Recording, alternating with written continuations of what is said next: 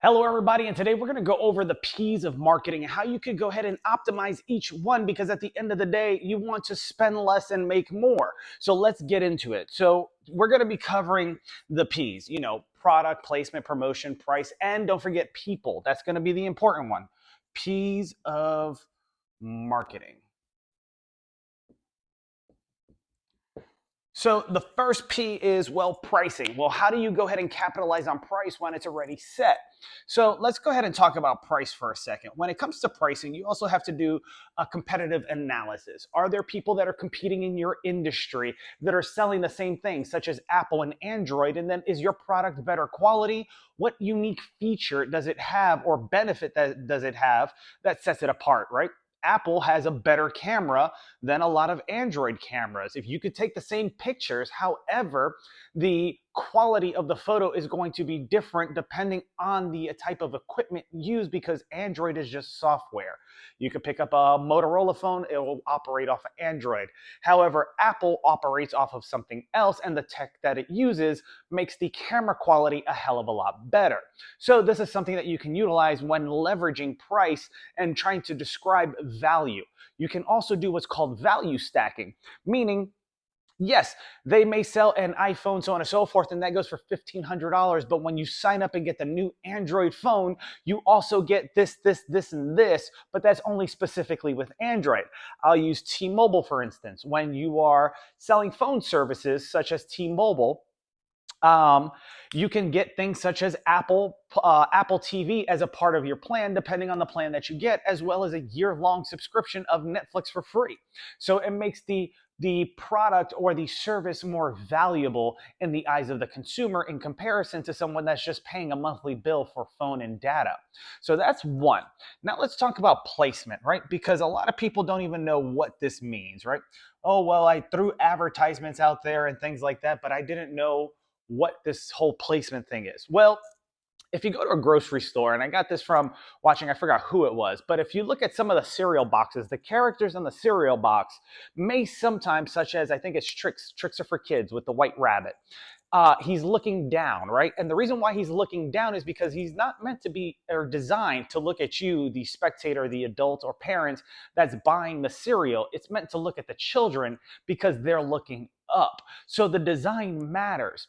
And when you're getting to that price point and you're getting to those psychological, tactics that they use, you want to go ahead and place it high so that when people look up, or I should say when the consumer looks at the product, it looks right back at them and it resonates with something inside.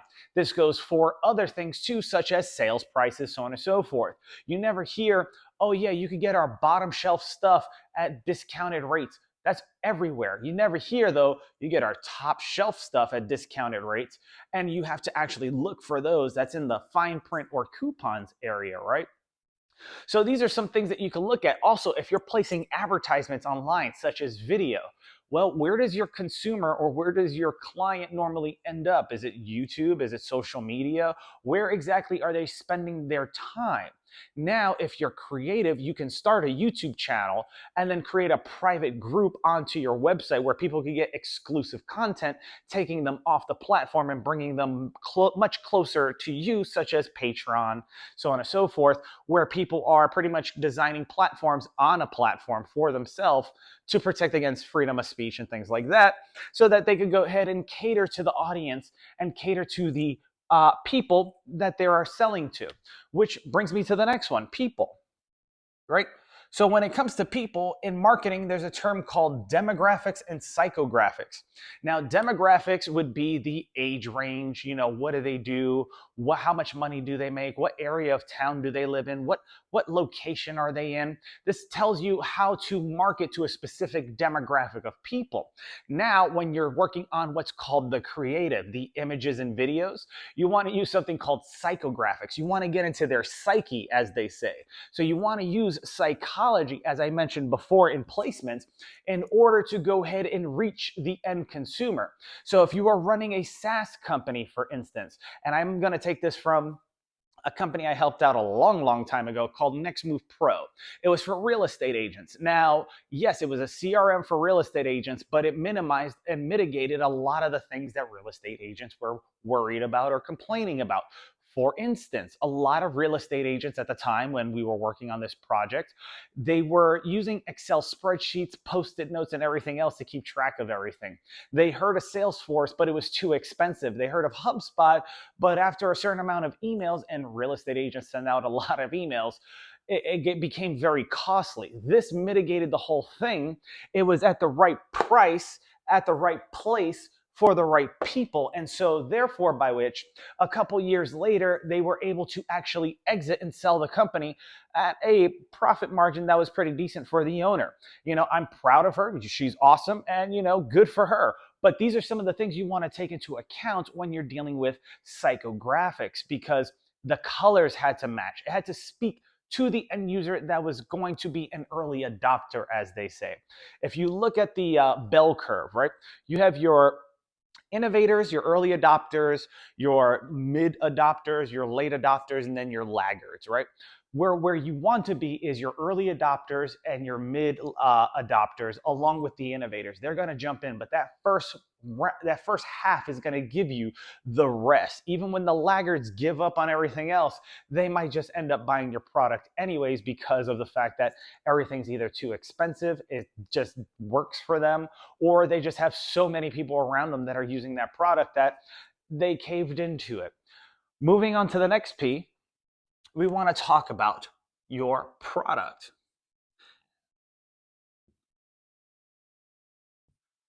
Now, I put product down here simply because price is one thing, and most of you probably already have a product or service already, but then you got to figure out, well, where are you going to advertise it?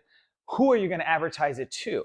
And this is all the back work that has to get done, because most people have an idea already. They just don't have this part yet. So if you're working on a product, what problem are you trying to solve? As I think it was Alex Hermosi once said, if you're in sales, it's because you suck at marketing. If you're in marketing, it's because you suck at product building. So these are the things you have to look at. Apple developed a great product, and they saw that people were going to pay attention to things like videos and images, because, well, we're in the selfie generation. It's all about me, me, me. Let me make sure that the reverse camera, because remember when cameras first came out, the camera was only on the other side. So people had to do selfies and turn the phone around. Then they added the camera to the front so they could do selfies in the front as well, as so on and so forth. And then the camera quality and the pixels became better, and the imaging and the video and all of it it worked, so on and so forth. And it worked to the benefit of Apple first, because they were a first product mover. So therefore, by which it was a product-led growth, due to the fact that they targeted the right people, they had it at the right place at the right time, and the price was worth it because they were able to demonstrate so much value by stacking the value on top. You get this, you get the camera quality, you could get then the deals with the phone companies. You could get the phone for free. We'll just break the payments up throughout, each month, and you could pay it off as you go, so on and so forth. And we'll put the cost a little bit lower, and you get this awesome camera, awesome phone, and everything else, and it syncs up to all your appliances, or I should say all your other Apple products. That's a win-win. How many Android phones do you know sync up to other Android laptops, so on and so forth? Not very many. So this is something else that you have to look into when designing a product. Another thing is its functionality, right? I was working with KDH Residential, who's a designer, similar to an architect, but he's not allowed to call himself an architect for some reason. It's a long story. Anyways, one of the things that I learned is that as an architect or as a designer within construction or in real estate, is that you have to be specific and you have to look at functionality when you're designing. But you don't want to be so complex that you have to explain every single time what functionality it is that you're trying to do with whatever it is that you're building. So for instance, if you ever get on Pinterest, right? And you could look at hidden rooms or man caves and things like that. You could see the functionality there. If you get on TikTok or Instagram and you go to like a engineering channel, you'll see like a sofa that you could just pick up and it turns into a double bunk bed and all these other cool engineering things for furniture. So these are the things that I talk about and mention to clients when working with them as far as product creation and product led growth. Is it functional? Is it at the right price point? Do you have the correct placement in mind of where you're going to show people this information? And then, of course, do you have information on the people that you're selling to? That would be your demographics and psychographics. Who's your ideal client avatar, as they say? Or what is your ICA? And then finally, there's promotion, right? So promotion goes with, well, where are you going to be showing all this stuff, right? Where are you going to be showing all this stuff? Are you going to be doing advertisements on social? Are you going to be doing newspaper advertisements, magazines, and all these things? So I hope you take some of this into consideration when you're either marketing your product or marketing your service and putting it out there into the world. And, if you have questions, please leave them below because I'm looking to solve some people's problems. If you have some problems in your business and you're looking to grow, convert more, spend less and make more. I think that's everybody's goal. Go ahead and hit the like button and subscribe so that you could get the latest information on not only marketing, but how to utilize things like AI into your business to streamline production. Because at the end of the day, speed and execution are the two things that can make or break a business. So this is just something else I wanted to hit up you guys on. And thanks for watching. Take care. Have a great day.